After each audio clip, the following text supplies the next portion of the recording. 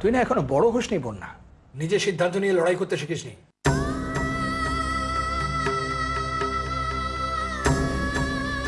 আমি মিস্টার অংশুমান চ্যাটার্জিকে চাইছি। না শুনুন, আসলে একটু ব্যস্ত আছেন। ঠিক আছে, আমি পরে ফোন করে নিচ্ছি। হ্যাঁ নিশ্চয়ই। বন্যা, বন্যা, বন্যা দরজা খোল মা। বন্যা,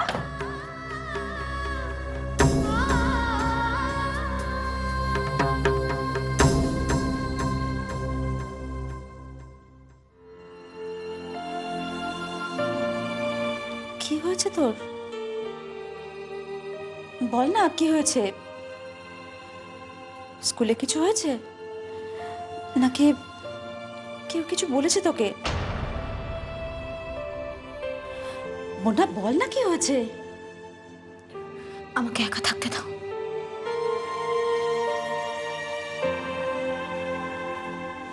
বন্যা তুই আমার কাছে কেন লুকোচ্ছিস বলতো? দেখ বন্যা, আমি তো তোর মা, আমাকে লুকিয়ে তুই থাকতে পারবি না মা। বন্যা বল না, কেন তুই এড়িয়ে যাচ্ছিস? এদিকে তাকা, তাকা মা, কি হয়েছে?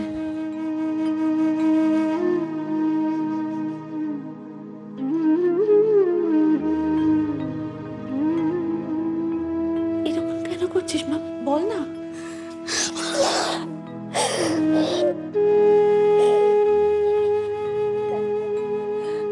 তো কত কষ্ট পাচ্ছিস, কাঁদিস না মা, কাঁদিস না। বল, বল তো কি হয়েছে, আমাকে বলে দে, দেখবি অনেক কষ্ট কমে গেছে। বল না মা, বল তো কি হয়েছে, বল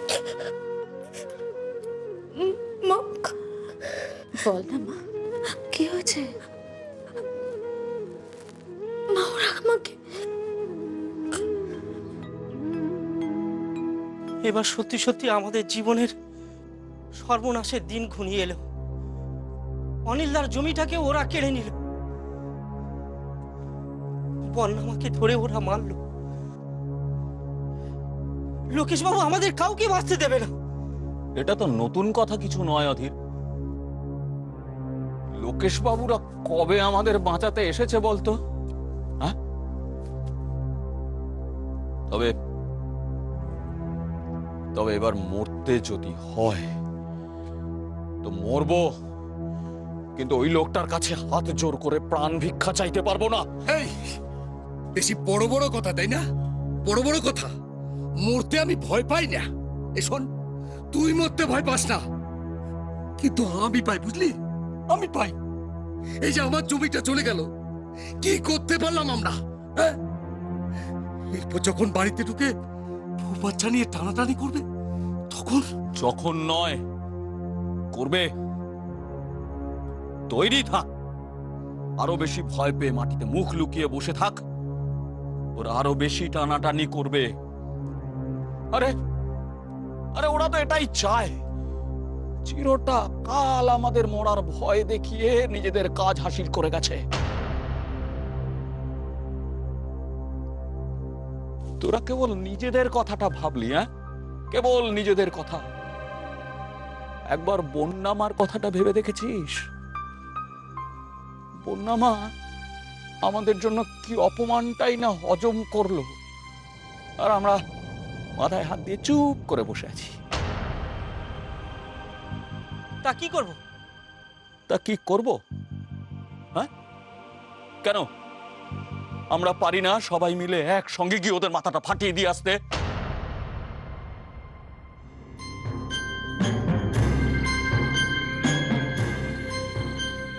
রে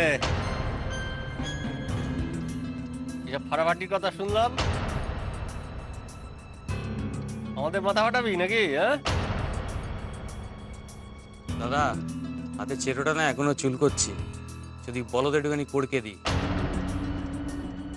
এ তো দেওয়াই যায় যখন তখন, হাতের সুখ তো একটু রয়ে সই করলে দেখবি মজা বেশি। কিন্তু এদের কি ব্যাপার বলতো, হ্যাঁ? এরা এখনো এখানে। কিরে যা, তোদের অজিতেশ বাবাকে গিয়ে খবর দে, গিয়ে বল আমরা কি করেছি। তার সঙ্গে এটাও বলবি যে এতদিন মুখের কথায় ভালোভাবে বুঝিয়ে এসছি, এবার থেকে হাত চলবে, হাত হাত।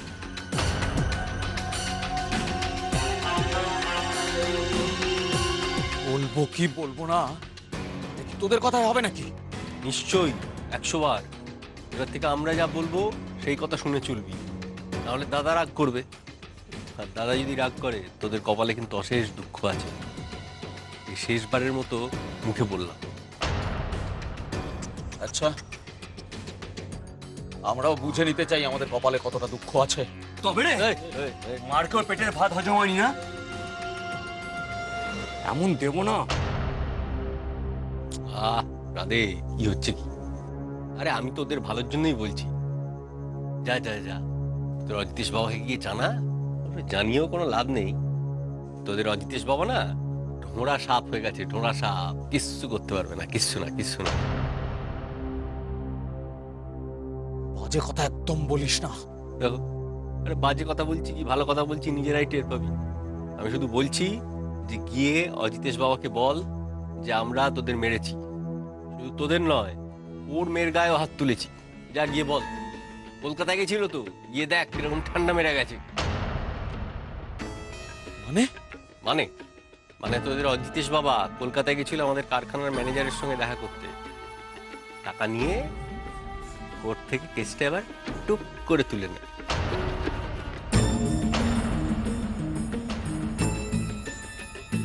আমি বিশ্বাস করি না তোদের কথা।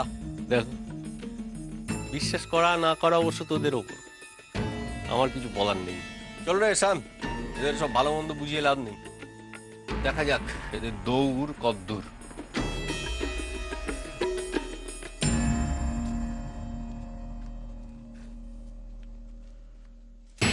যদু চল, উকিল বাবুকে জানাতে হবে। কথাটা বলতে বর্ণামা বারণ করেছে।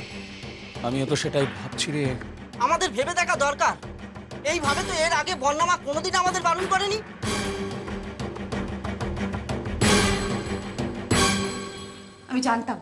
আমি জানতাম এরকম কিছু একটা হবে।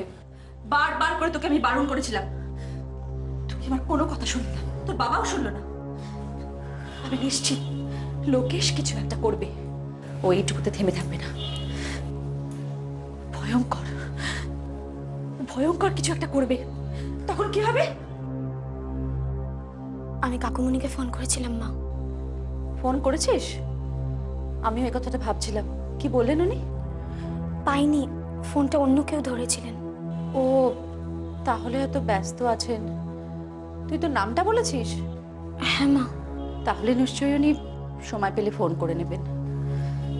কিন্তু আমি ভাবছি পুরো ঘটনাটা যদি তোর বাবা জেনে যান, তাহলে তো দুঃখ চোখে পেতে যাবে। না মা, তুমি বাবাকে কোনো কথা বলবে না।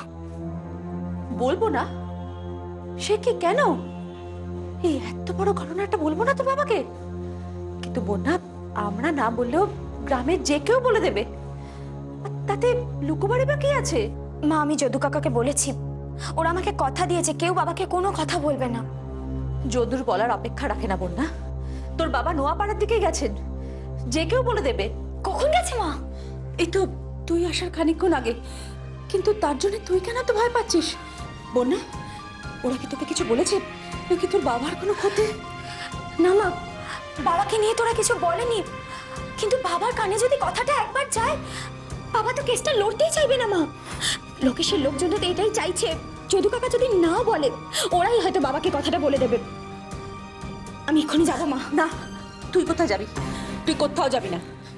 মা শোনো, বাবার কানে কথাটা উঠবার আগে আমাকে বাবাকে খুঁজে বের করতে হবে, আর সময় নষ্ট করা যাবে না মা, তাহলে সব শেষ হয়ে যাবে। আমি আসছি। বোনা, বোনা শোন, বোনা শুনে যা।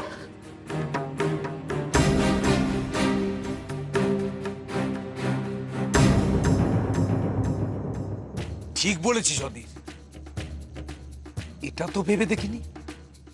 কারণ আজ পর্যন্ত যা যাই ঘটুক না কেন, দিদিমণি প্রথমেই বলতো যাও বাবাকে গিয়ে বল। কিন্তু আজ বলতে না বললো কেন? সেটা হয়তো কলকাতা থেকে ফেরার পরেই কিন্তু নিশ্চয়ই এমন কিছু ঘটনা ঘটেছে যার জন্য বন্যামা অজিতেশ বাবাকে বলতে চাইছে না। আচ্ছা, কি এমন ঘটলো কলকাতায়? কি বলতে চাইছিস কি তোরা? তোরা কি ওদের কথা বিশ্বাস করছিস নাকি? বিশ্বাস না করেই বা থাকি কি করে বলো যদুদা? এর আগে বন্যামাকে কি কোনোদিন হেনস্থা ওরা করেছিল? করেনি তো। তাহলে ওরা আজ এত সাহস পেল কোথা থেকে? তার মানে অজিতেশ বাবুকে যেমন ওরা আজ ভয় পায় না, কোর্টের কেসটাকেও না। অজিতেশ বাবু কি সেটা মিটমাট করার জন্য কলকাতায় গেছিলেন ম্যানেজার বাবুর সঙ্গে দেখা করতে? আচ্ছা দেখ, এর আগে যতবারই কলকাতায় গিয়েছেন আমাদের না জানিয়ে কিন্তু জানো, এবারে জানান তোরা কি বলতে চাইছিস বলতো? হ্যাঁ, তোরা কি অজিতেশ বাবাকে অবিশ্বাস করছিস নাকি? ঠিক সেরকম নয়। ছি, যে মানুষটা আমাদের বিপদে পাশে থেকেছে, প্রাণপাত করেছে, যে মানুষটা আমাদের জন্য নিজের বিপদের কথা একবারও চিন্তা করেনি, সেই মানুষটাকে অবিশ্বাস করছিস? ছি, তোদের বিবেকে এতটুকু বাঁধলো না? ওই মানুষটাকে তোরা অবিশ্বাস করছিস? শোন, তোরা ওই মানুষটাকে অবিশ্বাস করতে পারিস, কিন্তু আমি ওই মানুষটাকে একটু অবিশ্বাস করি না, একটুও না। দেখ যদু, বিশ্বাস কর, আমরাও অবিশ্বাস করি না। আসলে কি ঘটতে পারে সেটাই বলছি।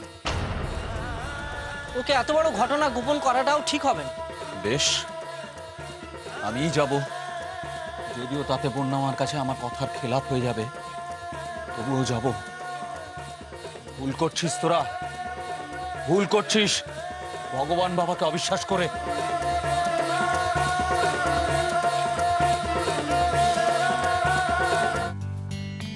কি গো, ঠিক আছে? হ্যাঁ, কেমন চলছে? ভালো বাবা। বাবা, বাবা, কি হয়েছে যদু? আবার কোনো সমস্যা হয়েছে নাকি? মানে কিভাবে যে বলবো। কেন, কি হয়েছে? আসলে বন্যামা, বন্যার কি হয়েছে? না মানে আপনি চলে যাওয়ার পরেই ওরা সবাই বলা বলি করছিল যে আপনি নাকি। কি হয়েছে? থামলে কেন, বলো। আপনি নাকি ওই কারখানার ম্যানেজারের সঙ্গে কথা বলতে গেছেন। কেন, আমি কলকাতায় যেতে পারি না? সব কথা কি তোমাদের বলা সম্ভব? আমি কখন কোথায় যাচ্ছি, কার সঙ্গে দেখা করছি, সব? সেটা ঠিক কথা। আসলে আপনি কলকাতা চলে যাবার পরেই তো ওরা শুরু করলো। প্রথমে বললো আপনি নাকি পালিয়ে গেছেন, তারপর বললো যে আপনি নাকি ম্যানেজারের সঙ্গে দেখা করতে গেছেন, তারপর ও এরপর আরো আছে? সেটা আরো খারাপ বাবা। ওরা বলছিল যে আপনি নাকি ম্যানেজারের থেকে পয়সা খেয়ে কেসটা তুলে নিচ্ছেন।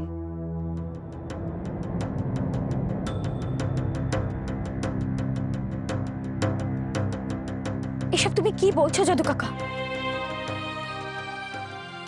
তোমার আর কিছু বলার আছে যদু?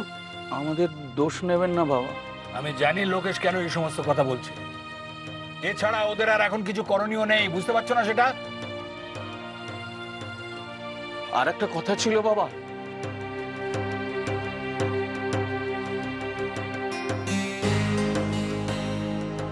আপনি চলে যাওয়ার পর প্রসাদের দলবল বন্যামাকে অপমান করেছে, বন্যামার গায়ে হাত দিয়েছে।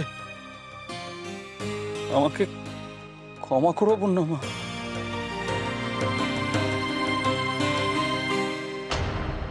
ওনার গায়ে হাত দিয়েছে লোকেশ? এত সাহস হয়ে গেছে তোমার? তোমাকে আমি, বাবা, এত বড় একটা কথা তুই আমার কাছ থেকে লুকিয়ে যাচ্ছিলি?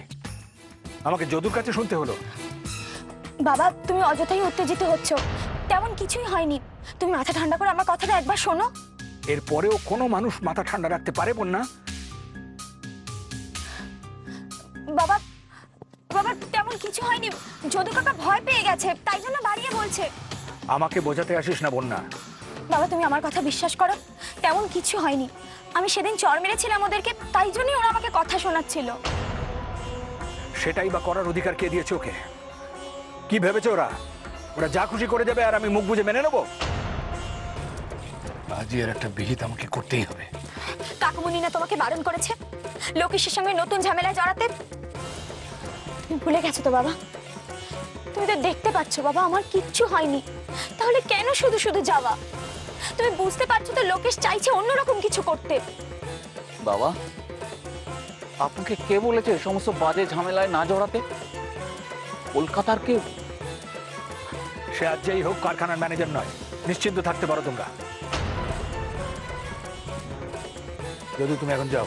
বাবা, কি চাইছো তোমরা? আমি গিয়ে ওদের সঙ্গে মারামারি করবো?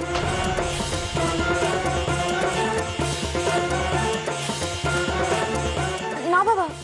শোনো যদু, ওরা যা বলেছে বলেছে। ওদের কথা তোমরা যদি বিশ্বাস না করো তাহলে তো কোনো সমস্যাই নেই। না বলো তোমরা, তোমরা কি সত্যি বিশ্বাস করো যে আমি কারখানার ম্যানেজারের সঙ্গে দেখা করতে গিয়েছিলাম? না বাবা, আমরা কেউ বিশ্বাস করি না। তাহলে তো সমস্যা মিটেই গেল। যাও তোমরা এখন এসো, বরং গ্রামের লোকজনদের আরো একজোট করার চেষ্টা করো। কিন্তু বাবা, এটা তো জানা হলো না যে কে আপনাকে ঝামেলায় জড়াতে বারণ করেছে। না যদু কাকা, কেউ ভয় দেখায়নি। যিনি কথাটা বলেছেন তিনি কলকাতার একজন বড় উকিল, বাবার বিশেষ বন্ধু। তিনিই বলেছেন বাবাকে। সে তো খুব ভালো কথা। বাবা, উনি কি পরের দিন কোর্টে আসবেন লড়তে? যদু কাকা, তুমি এত ভেবো না, তুমি বাড়ি যাও।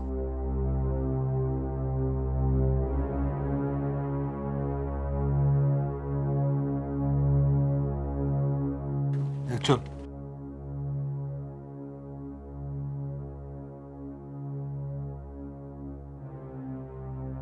হ্যাঁ ম্যানেজার বাবু, ভালো খবর দিন। লোকেশবাবু, মাথার ওপর শনি নাচছে।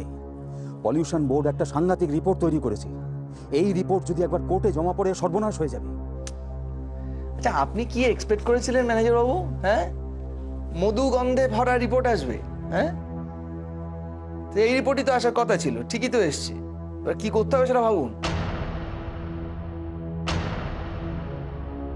না না, শুনুন শুনুন লোকেশবাবু, এই রিপোর্টটা কোর্টে জমা পড়লে কারখানাটা বন্ধ হয়ে যাবে। আপনি প্লিজ কিছু একটা করুন, প্লিজ কিছু করুন, কারণ আর তো মাত্র কয়েকটা দিন বাকি। কি মুশকিল, সবই তো জানি, টেনশন করছেন কেন? যে রিপোর্টটা কদিনের জন্য চেপে দিন না, মানে অন্তত কিছুদিনের জন্য। আমি আমি কি করে বলবো বলুন তো? আপনি আপনি প্লিজ একটু ম্যানেজ করে দিন, মানে আপনি উদ্ধার করুন আমাকে দয়া করে। বারে বাহ, মামাবাড়ি আবদার। হ্যাঁ, আপনি ম্যানেজার হয়ে মাইনের পুরো টাকাটা পকেটে নেবেন, আর ম্যানেজ করার বেলায় আমি। আচ্ছা ঠিক আছে, দেখছি, যান নিশ্চিন্তে বাড়ি যান, যান দেখছি। Thank you লোকেশবাবু।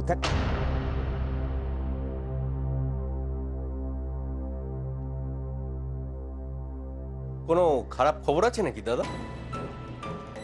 খারাপ, খুব খারাপ। পলিউশন রিপোর্ট খুব খারাপ, ওই জলের রিপোর্ট খুব খারাপ। ওই রিপোর্ট যদি কোর্টে পৌঁছে,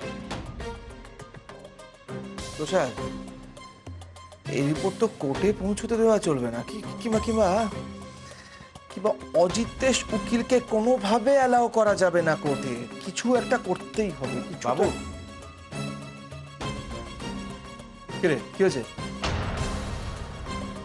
মানে একটা খবর দেওয়ার ছিল। কি খবর শুনি?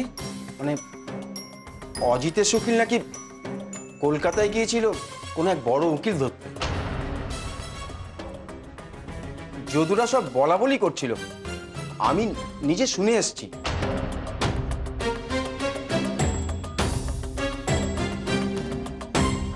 বড় উকিল? কে সে? কত বড় উকিল?